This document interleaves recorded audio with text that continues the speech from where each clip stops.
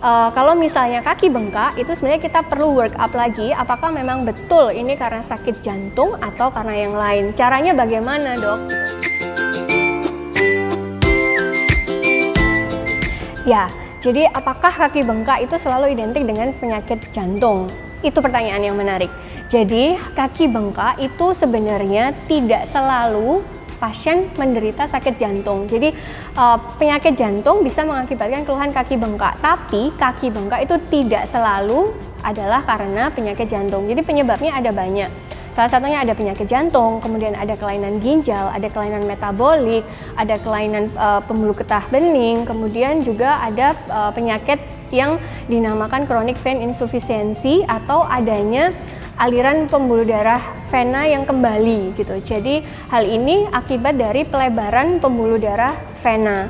Jadi di kaki itu ada sistem pembuluh darah kita itu ada arteri dan vena.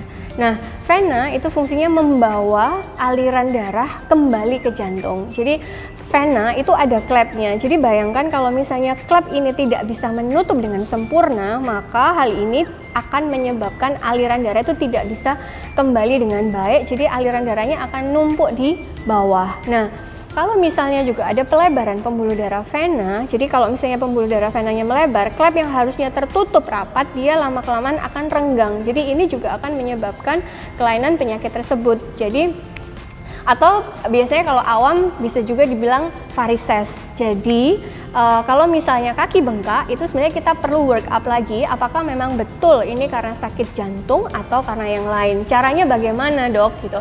Caranya datang ke dokter, kemudian nanti kita evaluasi. Dokter akan melakukan anamnesa atau ditanya nanti keluhannya apa, sejak kapan, munculnya pada waktu apa, dan lain-lain. Terus kemudian dokter akan melihat bengkaknya itu apakah memang benar bengkak dan bengkaknya jenisnya bagaimana, apakah ada luka di daerah kaki dan yang lain-lain. Dan juga perlu dilakukan pemeriksaan penunjang, antara lain USG. USG bisa karena USG jantung, bisa dilakukan USG jantung itu untuk menilai apakah ada kelainan di jantungnya. Kemudian juga untuk menilai apakah ada kelainan pembuluh darah, kita bisa lakukan USG vaskular atau Doppler vaskular untuk mengetahui adanya kelainan di pembuluh darah vena.